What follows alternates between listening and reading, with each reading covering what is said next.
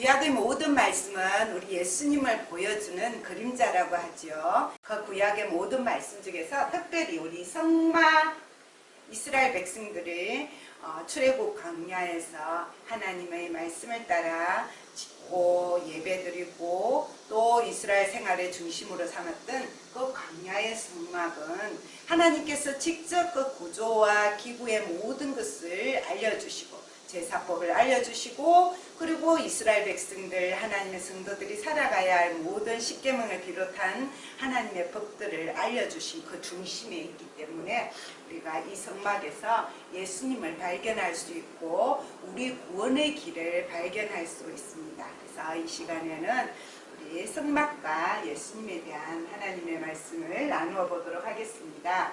성막을 세우기를 계획하시고 또 그 성막의 모든 것들을 설계하신 분은 바로 하나님이십니다. 그리고 그 하나님의 말씀을 따라 그대로 이스라엘 백성들과 함께 기쁜 마음으로 시공한 대표자는 출애굽의 지도자 모세가 되겠습니다.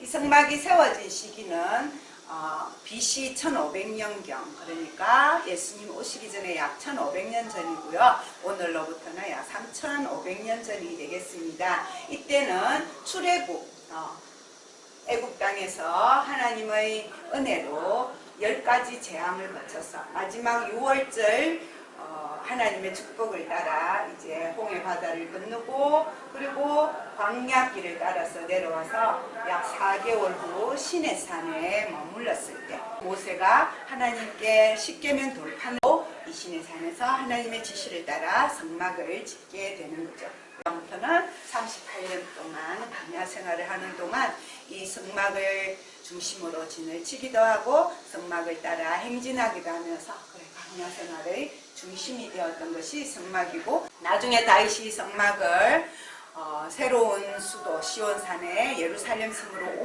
옮기고 솔로몬이 다윗 왕의 꿈을 따라 뜻을 따라 솔로몬 성전을 지을 때까지 이스라엘 백성이 하나님을 만나는 거룩한 천막 성막으로 쓰임을 받았습니다.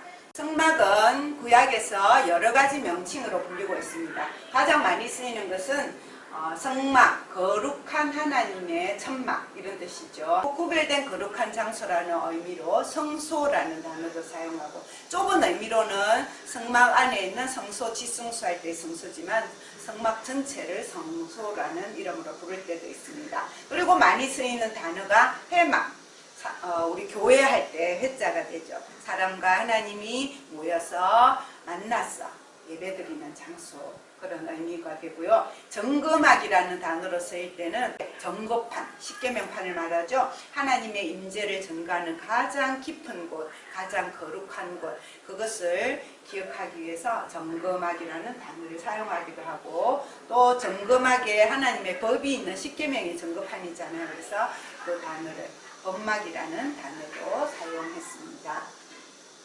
성막의 구조와 기구를 이제 우리가 좀 더 자세히 보게 될 텐데요. 구약 시대의 길이를 재는 그 단위는 규빗이라는 단어를 사용합니다. 규빗은 성인 남자의 가운데 손가락에서 팔꿈치까지의 길이를 한 규빗이라고 하는데 보통 한 45.28 그 정도로 짐작을 합니다. 그래서 기억하기 쉽게 45로 우리 살펴보도록 할 것입니다. 이게 100규빗 그리고 동쪽과 서쪽은 50규빗 해서 오늘날의 크기로 계산하면은 약 45m 그 다음에 22.5m에서 그리 크지 않은 크기를 가지고 이 울타리에는 동쪽을 향하여 문이 하나가 있고요. 이 문을 통과하여 안으로 들어가면 이제 성막뜰이 있겠죠. 뜰에는 크게 두 가지 중요한 기구가 있습니다. 먼저 만나는 것이 번제단이고 그 다음에는 문두명 안쪽에 지성소가 10규빗이 있고 성소가 20규빗이니까 전체 30규빗 정도 되고요. 높이는 10규빗 정도 되겠습니다. 그래서 지성소는 정사각형 모양, 또 성소는 그 2배가 되는 직사각형 모양으로 되어서 성소 안에는 분향단과 촛대와 떡상이 있고 지성소 안에는 가장 중요한 정거판, 십계명 돌판이 보관되어 있는 법궤가, 정거궤가 들어가 있는 장소가 지성소가 되겠습니다. 성막을 볼 때에 크게 세 가지 영역으로 구별할 수 있습니다. 먼저 성막 울타리 바깥 세상이 있습니다. 세상의 주인이신 창조주 하나님과 상관이 없을 수 없는 세상이지만 그럼에도 불구하고 하나님과 상관없이 살아가는 사람들이 사는 곳이죠. 근데 동쪽문을 통하여 들어간 안뜰, 그 당시 이스라엘의 남자들이 들어갈 수 있었던 그곳은 오늘날은 예수님을 믿는 믿음을 갖겠다고 결단한 사람이 들어갈 수 있는 그곳이 되겠습니다. 성소와 지성소, 그 안쪽 진짜 성막에는 거듭나서 성령으로 하나님의 자녀가 되어서 그 믿음으로 예수님 안에서 살아가고 참 예배를 드리는 사람. 성막에는 세 가지 금속을 주로 사용합니다. 성막 바깥에 있는 번제단과 물두멍, 그리고 고리, 이런 것들은 거의 노스로 만들었습니다. 이 노스는 하나님의 공의와 하나님의 심판을 상징하는, 주로 받침대에 사용한 것이 은입니다. 성소와 지성소 안에는 벽이랑 그 다음에 모든 기구를 금으로 샀어요. 그리고 촛대 같은 경우는 완전 금을 통으로 쳐서 만들죠. 그래서 이 금은 우리 최고의 하나님을 보여주는 그 상징으로 금을 사용하고 있습니다. 이 성막에는 네 가지 색깔을 쓰고 있는데 바깥 울타리 세마포, 홍색, 자색, 청색 실로 수놓아 만들지니라. 그래서 이 세 가지 색을 사용해서 예수님의 피와 하나님 나라의 왕권과 하나님 나라의 영광과 하나님 대신 신성을 보여주는 색깔들을 사용하고, 이 성소를 지을 때 나무를 조각목을 사용했다라는 단어가 나와요. 나무를 조각으로 잘라서 조각목이나 그렇게 생각하기 쉬운데 조각을 냈다는 뜻이 아니고, 이 나무는 광야에서 만날 수 있는 가장 그나마 크게 자라는 나무가 시띠나무라는 나무예요. 이 나무예요. 그래서 이 시띠나무를 우리 성경에서 번역할 때 조각목이라고 번역했습니다. 이제 우리 성막에 있는 기구들을 하나씩 바깥 울타리부터 살펴보겠습니다. 흰 세마포 천으로 되어 있고 조각목 시띠나무로 기둥을 세워서 이렇게 고정을 시켰다가 이제 나갈 때, 이동할 때는 나무 기둥은 기둥대로, 세마포천은 천대로 말아서 우리 레이지파가 그렇게 들고 가도록 됩니다. 받침대는 은으로 만들었어요.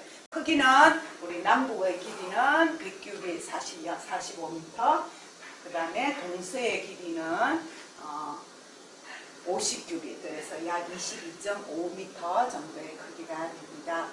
요한복음 15장 5절 말씀, 나는 포도나무요 너희는 가지라, 너희가 내 안에 있으면 열매를 많이 맺는다는 그 말씀을 기억할 수 있습니다. 예수님 안에 붙어있는 가지, 예수님 안에, 그 울타리 안에 들어온 하나님의 백성, 하나님의 자녀가 우리 모두가 되었다라는 뜻이죠. 이 울타리에는 문이 하나 있어요. 해가 뜨는 동쪽을 향하여. 그래서 우리가 그 문을 통했으면 이스라엘 백성들도 제사장들도 들어가서 번제 제사, 소제 제사, 감사의 제사를 드릴 수가 있는데, 예수님이 하신 말씀 중에 요한복음 10장 9절, 내가 문이니 누구든지 나로 말미암아 들어가면 구원을 받고 라는 말씀을 바로 기억하게 됩니다.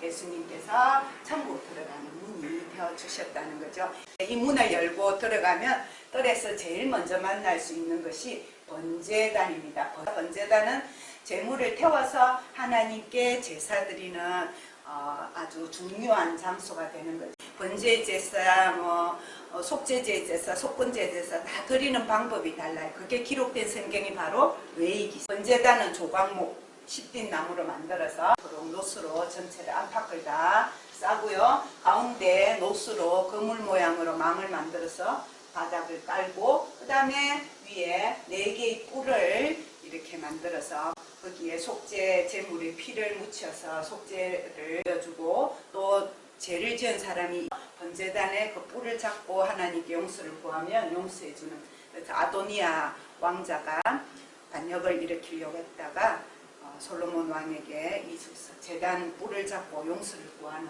그런 장면이 나오게 됩니다. 그래서 이 번제단은 예수님을 십자가를 보여주는 장소입니다. 요한복음 10장 11절 말씀입니다. 선한 목자 되신 예수님께서 양된 우리를 위하여 자기 자신이 양이 되어서 그렇게 목숨을 버려주셨다. 그것을 히브리서 9장 12절에 아주 분명하게 증가하고 있죠. 염소와 송아지의 피로 하지 아니하고 오직 자기의 피로 영원한 속죄를 이루셨다. 그래서 구약의 이스라엘 백성들은 이 성막 번제단에서 매년 새롭게 속죄의 제사를 드려야 했지만 오늘날 우리는 예수님께서 단번에 자신을 희생제물로 드린 그 사실을 믿기만 하면 우리의 죄를 용서받는 속죄의 은혜를 잊게 된 것입니다. 이 번제단을 지나서 성소에 들어가는 입구에는 손을 씻을 수 있는 기구가 있습니다. 그것을 우리 성막을 만들 때는 물두멍이라는 단어를 사용하고 그 다음에 나중에 솔로몬 성전을 지을 때는 높바다라는 단어를 사용합니다. 근데 다른 기구와는 달리 우리 성막을 만들 때는 이 물두멍의 크기를 지정하지 않았어요. 예수님께서 이 땅에 오셔서 아무 죄가 없으심에도 불구하고 세례 요한에게 세례 받으시는 것으로 공생의 사역을 시작하셨는데 이제 우리는 예수님을 믿은 믿음의 표시로 공적 예배를 드리는 우리 교인이 되었다는 표시로 세례식을 하지 않습니까? 물로 우리의 몸을 깨끗하게 하는 것처럼 우리의 모든 죄를 씻고 그리고 물속에 들어가는 건 죽음을 상징하고 나오는 건 부활을 상징하는 거거든요. 그래서 예수님의 십자가에 우리도 함께 죽고 우리가 예수님이 부활하신 같이 다시 부활하여서 하나님의 자녀로 살아간다는 것을 표시하는 것, 상징하는 것이고 우리 번제단에서 단번에 예수님께서 우리의 죄를 속량하셨지만 우리 삶 속에서 성결한 백성으로 살아가기 위해서는 늘 다시 새로운 회개와 참회의 기도로 나가야 하는 것을 보여주고 있습니다. 이제 더 중요한 곳으로 그 다음 단계로 넘어갑니다. 전체 벽이 다 조각목으로 세우고요. 그 다음에 검으로 이렇게 다 전체를 입혔습니다. 그리고 받침대는 언으로 되어 있고요. 들어가는 문에도 기장이 있고 기둥이 있고 우리 이렇게 남북 긴 쪽은 4.5 규비, 13.5m가 동서의 길이도 4.5m 그래서 지성소는 4.5 정사각형 모양이고 성소는 그 2배의 길이로 생각하시면 되겠습니다. 이 터는 곧 그리스도라 건물마다 서로 연결하여 주 안에서 성전이 되어가고 이 전체 울타리가 다 교회지만 그러니까 정말 성령으로 거듭나서 하나님을 체험하고 예수님의 은혜를 체험한 그런 사람들이 들어가는 진짜 교회, 하나님의 교회 백성을 우리에게 보여주고 하나님 안에서 예수님의 터 위에 예수님을 머리로 모신 진짜 참 교회로 세워져 가자는 의미를 우리에게 되살려주는 장소입니다. 이 성소와 지성소에는 휘장이 있어요. 청색, 자색, 적색, 파랑보라, 빨강색을 가늘게 꼰 흰색 배실과 함께 술을 놓아서 하고요. 성소에 들어가는 무늬는 지정이 되어 있지 않고 또 첫 번째 나중에 덮개도 이거하고 같은 무늬로 덮어요. 근데 지성소로 들어가는 휘장은 거룩, 천사의 모양을 수놓아라 라고 되어 있고요. 예수님께서 십자가 달려 돌아가실 때 이 성전 휘장이 찢어져서 아무나 접근할 수 없고 대제사장조차 자기의 죄를 속하는 죄를 완벽하게 속하지 않고 들어가면 죄의 심판을 받아 죽을 수밖에 없는 그 장소가 이렇게 휘장이 찢어져서 예수님의 십자가 때문에 모든 성도들이 하나님을 직접 만나서 하나님과 대화할 수 있는 예배할 수 있는 백성이 되게 하는 길이 열리게 됩니다. 내가 곧 길이요 진리요 생명이니 하실 때 그 길은 우리를 위하여 휘장 가운데로 열어놓으신 새로운 살 길이요 휘장은 곧 그의 육체입니다. 이 성소와 지성소를 4개의 덮개를 덮어줍니다. 첫 번째 덮개는 휘장과 같은 수놓은 천으로 덮고요. 그 위에는 염소털인데 흰색 염소의 털 그리고 그 위에는 순양의 털인데 빨간색으로 물들인 염색한 덮개를 덮고요. 제일 마지막에는 해달 가죽을 덮었습니다. 그래서 수놓은 천은 하나님의 그 영광, 아름다운 나라를, 하나님 나라를 의미하고, 흰색과 빨간색은 우리 색깔 복음할 때 배웠잖아요. 빨간색은 예수님의 피, 흰색은 예수님의 피 덕분에 깨끗하게 된 우리, 죄 용서받은 우리. 그리고 마지막 덮개는 해달 가죽을 광야의 먼지와 비를 막아주는 방수와 보호의 역할을 합니다. 나는 부활이요 생명이니 말씀하신 예수님께서 부활하셔서 승천하시며 내가 세상 끝날까지 너희와 항상 함께 있으리라고 약속하신 그 임마누엘의 축복과 은혜를 성소의 덮개가 기억나게 하시는 것입니다. 성소 안에는요 3가지 기구가 있습니다. 등잔대와 분향단 그리고 떡상이 있는데, 이 등잔대는 우리 오늘날에 촛불을 켠 게 아니고 하나님이 만들라고 지시한 그 기름을 여기에다가 넣고 항상 이렇게 불이 밝혀지게 하는 거죠. 상상을 해보시면 우리 이 벽이 되어 있고 창문이 없고 위에 지붕이 덮개가 4개나 있기 때문에 깜깜한 곳이에요. 그래서 이 등잔대가 어둠을 밝히는 그 빛의 의미를 굉장히 분명하게 보여주는데, 모양이 특이해요. 이스라엘 나라 말로 메노라라고 하는데 중앙 가지에 3개의 가지를 이렇게 벌려놔서 전체 7개로 가지가 벌어지고 살구꽃의 꽃받침이 이렇게 3개씩 있고 그 위에 꽃 모양으로 등잔대가 올라가 있습니다. 나는 세상의 빛이다 라고 하신 예수님의 요한복음 8장 12절 말씀, 그리고 예수님만 세상의 빛이 아니라 너희들도 우리들도 세상의 빛이다. 슬기로운 5 처녀처럼 예수님 오실 때까지 이 등잔의 불을 꺼지지 않게 지켜나가는 우리가 되라는 하나님의 말씀을 기억하게 합니다. 2번째 성소 안의 기구는 분향단이 있는데요. 가장 중앙에 있고 1규빗 정사각형 모양 약 45cm 크기가 되겠죠. 바깥 제단에 있는 것처럼 이 분향단에는 4개의 불이 있습니다. 매일 아침 대제사장이 하나님이 지정해 주신 향가루를 여기에서 불을 붙여서 향기를 내는 그런 곳이 이 분향단이 되겠습니다. 예수님이 이제는 성령님과 하나이시잖아요. 삼위일체하는 성령께서 말할 수 없는 탄식으로 우리를 위하여 간구하신다. 중보기도자 예수님의 모습을 보여주고요. 그 다음에 요한계시록에 가면은 하나님 나라의 향로가 드려지는데 그 향로의 향기, 그 분향되는 그 향기는 뭐냐? 바로 성도들의 기도가 향기가 되어서 하나님께 드려진다라고 얘기합니다. 3번째 성수 안의 기구는 떡상, 이스라엘의 12지파를 상징하는 6개, 12개의 떡 진설에 차려놨는다라고 해서 진설병이라고 그러는데, 이 12개의 떡을 제사장이 안식일마다 일주일에 한 번 이 새로운 떡을 만들어서 그렇게 올려놓는 곳이 되겠습니다. 나는 생명의 떡이다 라고 하신 예수님의 말씀을 우리에게 들려주고, 예수님께서 마지막 저녁에 떡을 떼어주시며 제자들에게 이르시되 이것은 너희를 위하여 주는 내 몸입니다. 포도주를 내면서 이것은 너희를 위하여 흘리는 내 피다 하신 그것을 기억하는 우리 성만찬 예식을 우리 이 진설병상에서 우리가 보게 되고요. 그것이 그 그림자가 되는 것입니다.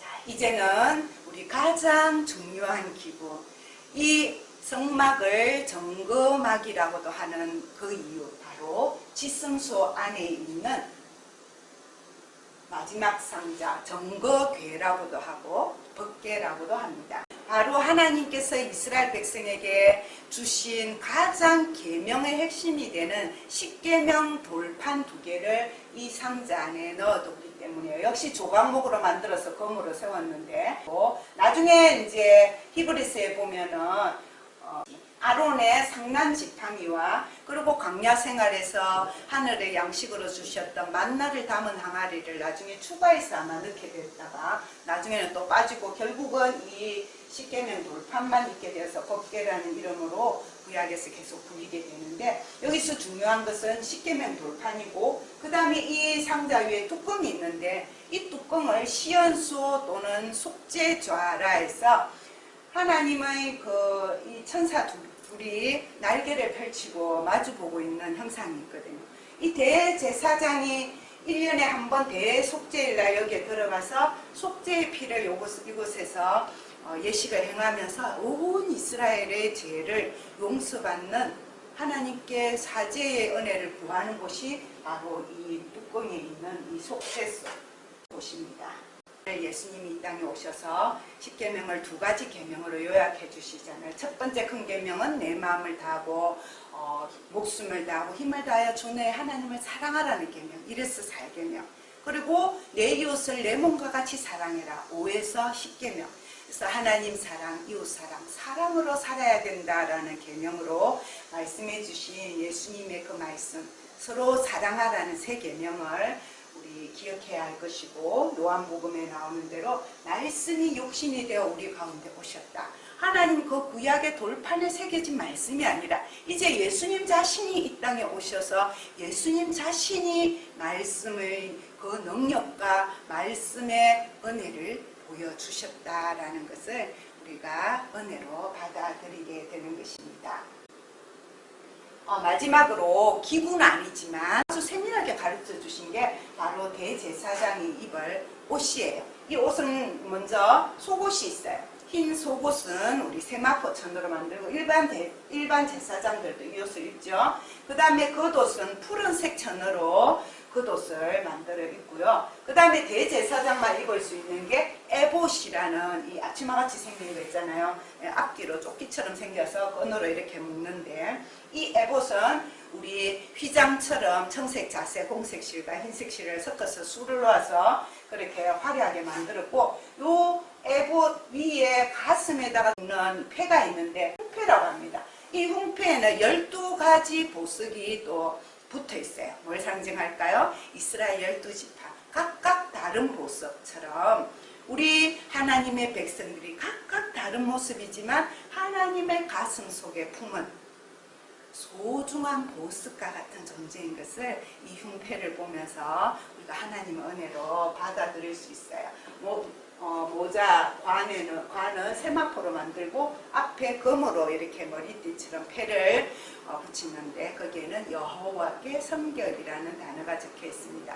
하나님 앞에 성결한 제사장 같은 우리가 되어야 한다는 거죠. 이 흉패 안에다가 우림과 둠밈이라는 판결돌을 넣어서 중요한 판결이 있을 때 그 돌로 판결을 내렸다는데, 학자들이 대체로 흰색, 까만색 그런 돌이 아니었을까, OX를 보여주는 그렇게 많이 이야기를 합니다. 그리고 이 겉옷에는 자락에 석류 모양과 금방울이 교대로 달려서 이 대제사장이 1년에 한 번 속죄 제사를 드리고 지성소 안에 들어가서 예식을 행할 때 이 금방울 소리가 울리면 그 대제사장이 이번 속죄 예식을 잘 하고 나오겠구나 라고 알게 되고, 바깥에서 기다리는 제사장들이 만약에 그 소리가 한참 동안 들리지 않으면 잘못된 거예요.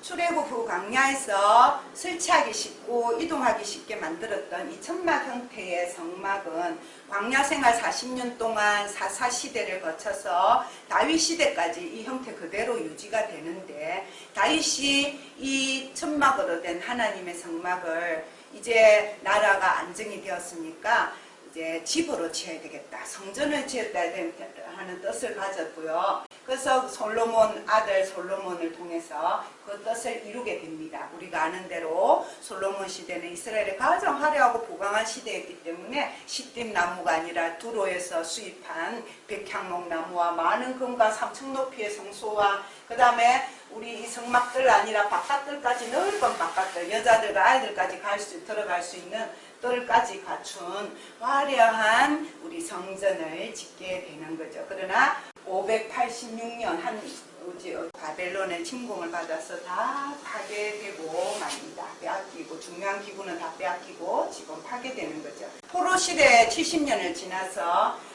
다시 포로 귀환할 때에 첫 번째 총독이 스룹바벨이라는 사람이에요. 그때 학자들이 학계서가라였는데, 이때 이 사람들이 와서 이제 다시금 하나님께 예배를 잘 드리기 위해서 성전을 짓습니다. 세 번째 성전이 되죠. 그러나 이때는 어려운 시대였기 때문에 솔로몬 성전에 비하면 많이 초라한 성전이었고요. 그리고 바벨론의 침공을 받아서 없어져 버린 법궤를 찾지 못했기 때문에 법궤가 없는 성전이 되겠습니다.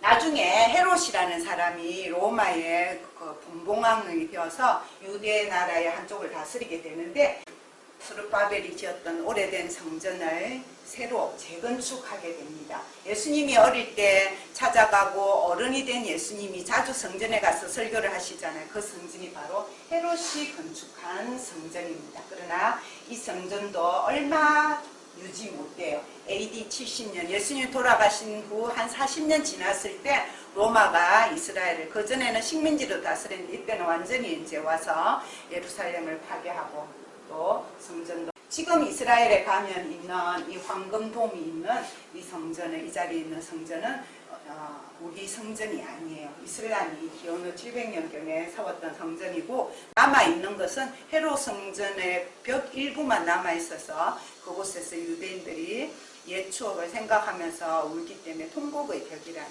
이름이 붙어 있습니다.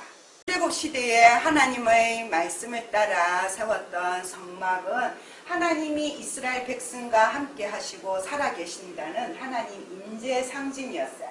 그리고 하나님이 십계명과 여러 가지 말씀을 주셨지만 연약한 우리가 그 법을 온전히 지킬 수 없는 죄인인 것을 하나님께서 아시고, 죄인인 우리와 거룩한 하나님이 만날 수 있는 장소를 만드는 거예요. 뭘 통해서? 속죄의 제사를 통해서. 그래서 이곳에서 제사를 드리게 하시고 다시 죄를 회복하고 하나님을 만나는, 그래서 거룩한 백성으로 살아가게 하는 그런 장소로 하나님이 준비하게 하셔서, 머물 때는 이제 지파별로 성막을 중심으로 진을 치고, 또 구름이 움직일 때는 하나님 인도하심을 따라 성막도 다 긋고 자기들 집도 걷어서 또 하나님이 길을 인도하시는 대로 가는, 정말 하나님께서 그들 삶의 중심이 되는 그런 의미를 보여주셨어요. 그리고 이제 신약시대에 우리가 성막을 배우는 의미는 무엇이라고요? 우리가 받게 된 새로운 언약, 예수님의 모형과 그림자가 되기 때문이고, 이 말씀이 육신이 되오신 예수님께서 어떻게 우리를 구원하셨는지를 보여주기 때문에 이 성막의 기구, 재료, 배치까지 우리가 잘 살펴보고 배움으로써 우리 죄와 심판과 복음과 구원과 교회와 천국에 대한 것을 더 분명하게 배울 수가 있습니다. 그래서 가장 깊은 지성소 하나님이신 예수님께서 하나님의 아들로 이 땅에 오셔서 빛이 되어주시고 생명의 떡이 되어주시고 우리를 위해서 기도해 주시고, 그리고 세례를 통해서 또 번제를 통해서 우리의 죄를 속하게 하는 그 모형이 되셔서 십자가에 죽기까지 하셔서 사람의 아들이 되어 오신 예수님, 우리를 위해서 죽기까지 하신 예수님, 우리를 찾아오신 우리 하나님 예수님을 보여주는 곳이 이 성막이고, 그래서 이 성막을 통해서 우리는 이제 예수님을 붙잡고 예수님을 믿고 예수님을 통하여, 그 길을 통하여서 우리가 하나님을 만나러 가게 된다는 것을 우리가 배울 수 있고 그 은혜를 받아 누리게 되었습니다. 이 성막, 솔로몬의 성전에서 보다시피 하나님의 영광이 떠나면, 제대로 예배가 드려지지 않으면 우리 예언자들이 그러거든요. 이 성막문을 닫을 자, 성전문을 닫을 자가 있으면 좋겠다. 내가 너희들이 드리는 제사에 고기 냄새에 질렸다. 예수님이 이 땅에 오셔서 성전에 가서 채찍을 후두르고 상을 얻고 화를 내시잖아요. 왜? 하나님을 만나는 기도의 집, 예배의 집이 되어야 하는데 자기의 이익을 구하는 곳이 되고 형식적인 제사를 드리는 곳이 되고 삶의 예배로 연결되지 않으면 이 성막이든 성전이든 아무 의미가 없다는 것을 하나님께서 말씀하신 것입니다. 그래서 코람데오 하나님 앞에서 참된 예배자로 우리가 한 사람 한 사람이 거룩한 성전이 되어서 성령 하나님의 인도하심을 따라가는 저와 여러분이 되기 바랍니다. 아멘.